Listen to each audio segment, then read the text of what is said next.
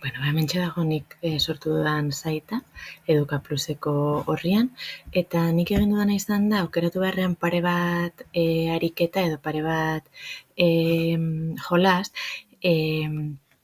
begiratu web horretan matematika atala eta sailkatu ditut, pixkat niretzat baliagarri den sailkapen batean, interesgarriak iruditzen zaizkidan ariketa guztiak. Zen nola ni lehen hezkuntzako irakaslea naizen eta oraindik ez daukat, ordezkoa naiz, orduan ibiltzen naiz bueltaka ziklo desberdinetan, iruditu zait interesgarria horrela hangaika ariketak sailkatzea. Eta orduan bakoitzean gehitu ditut interesgarrienak iruditu zaizkidan estekak eta saiatu naiz ere esteka horiek errexenetik zailenera taldekatzen.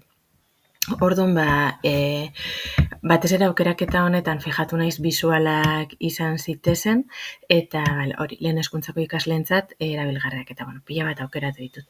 Orduan, bi azaltzearren, edo bi aukeratzearren, kontaketa talaren barruan jarritako bi azalduko izkizuet. Orduan hemen klik egin da estekean sartzen gara, eta hau da zenbaketa edo kontaketarako hemen aukera ematen digu dado bat edo bi jartzeko, orduan nik bi uste dut dela interesgarrena, gero hemen soinua dago, baina nik nola gaztelaniaz dagoen erabiliko nuke soinurik gabe, eta hori orduan hemen da kontaketa burutzea, eta gero zenbaki edo emaitza hauek kontaketa egindakoan dado hoien lekura hurbiltzea. Eta orduan, baina hurbiltzen dela, marrazkia osatuz doa, beraz, iruditzen zait oso proposamen bisuala izan daitekela, eta nahiko motrizitate fin mugatu duten lehen zikloko ikasleentzako ere, nahiko egokia izan daitekela. Eta kontaketa tal berean, pixkat zailtasun handiagoko kontaketak biltzen dituen jolastxo hau aurkeztuko dizuet. Orduan hemen, kontaketa hau litzake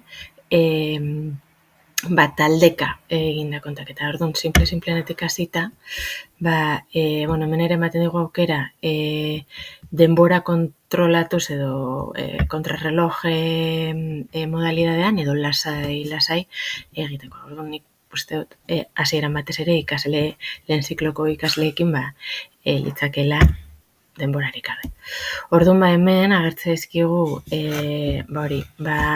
puntotxoak multzokatuta biko taldeetan, hori aukeratu dugulako hasieran, tartun tokatuko litzeguke zenbatzea zenbat puntotxo more dauden, eta gero bueltaka dauden globo hauetan aukeratzea zein litzaken